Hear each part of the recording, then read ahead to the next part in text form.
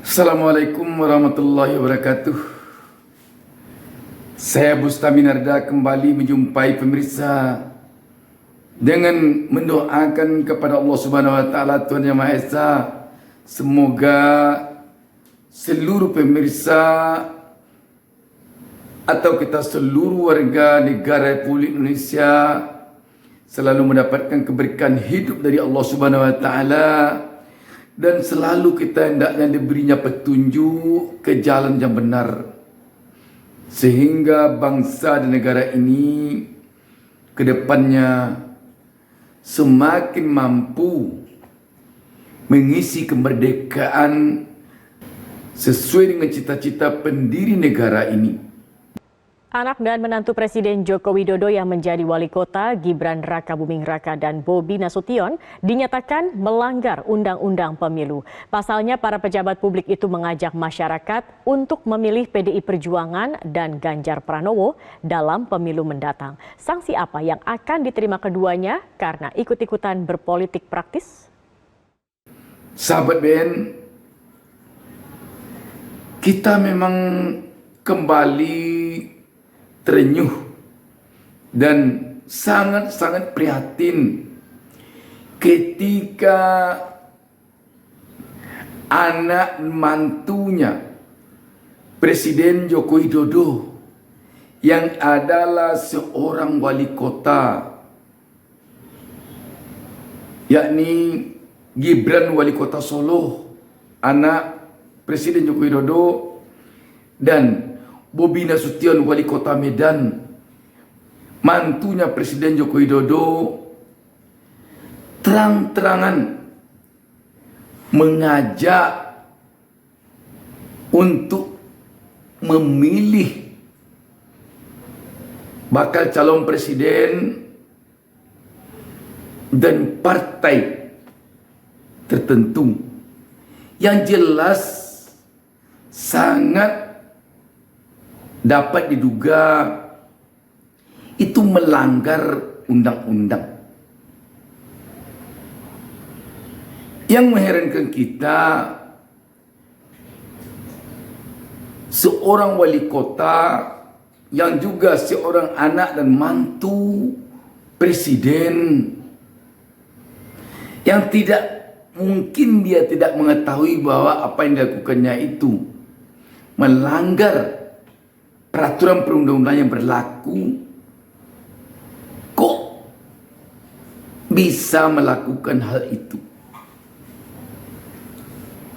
Bukankah dia akan merasa malu kalau dia melakukan hal itu? Yang dia pertontonkan kepada seluruh warga negara Indonesia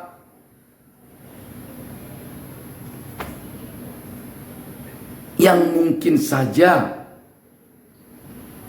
banyak yang prihatin dengan hal ini. Sahabat BN, kita jadinya semakin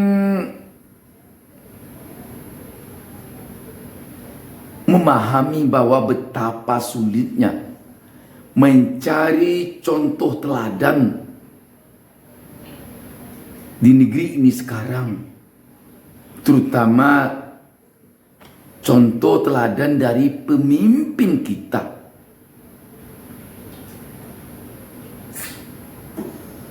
Bukankah ini akan bisa menjadi catatan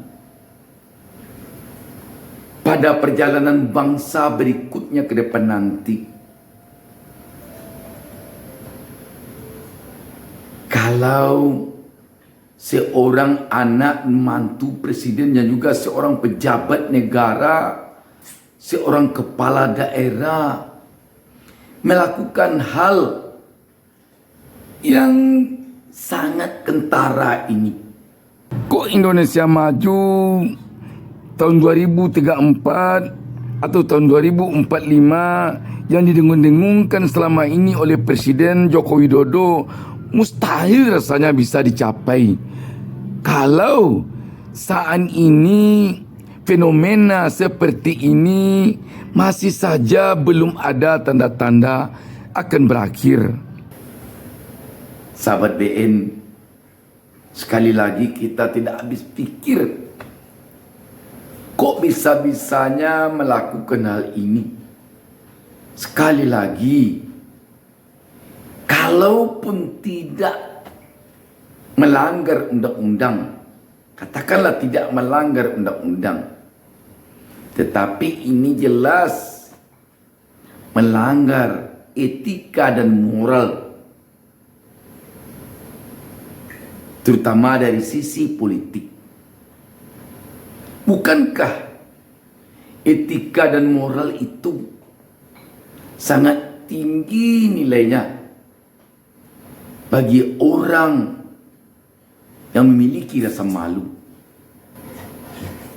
Di tengah-tengah tahun politik seperti sekarang ini, di tengah-tengah rakyat mungkin saja sekarang ini khawatir akan terjadinya kecurangan pada pemilu legislatif dan pilpres nanti.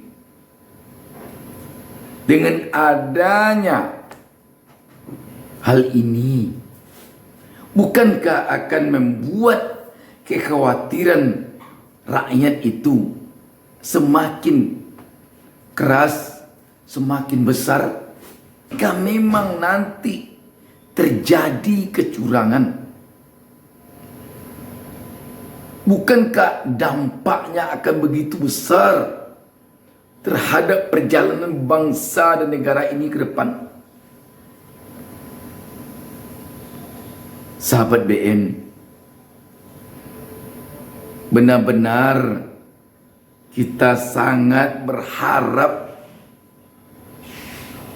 selaku rakyat biasa, selaku rakyat kecil, selaku rakyat yang berada di akar rumput,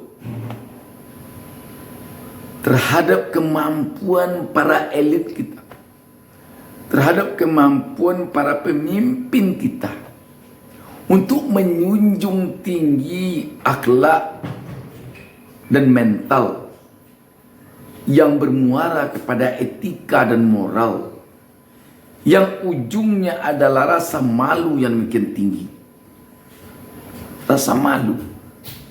Orang kalau tidak ada lagi rasa malunya, dia tidak akan merasa punya beban kalau dia melakukan hal-hal yang mungkin saja memprihatinkan bagi rakyat, seperti melakukan korupsi, melakukan pelanggaran terhadap hukum, melakukan pelanggaran terhadap moral dan etika, melakukan kesewenang-wenangan dengan rasa mentang-mentang. Sahabat BN, kita sangat yakin kalaupun ada pelanggaran, misalnya ditetapkan oleh Bawaslu terhadap kedua wali kota ini, kita yakin tidak akan bisa banyak yang akan diperbuat oleh Bawaslu terhadap mereka. Tetapi hanya akan membuat luka hati rakyat semakin dalam,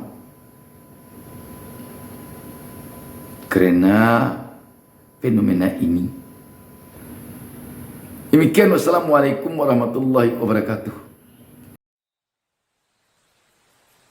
Jangan lupa subscribe.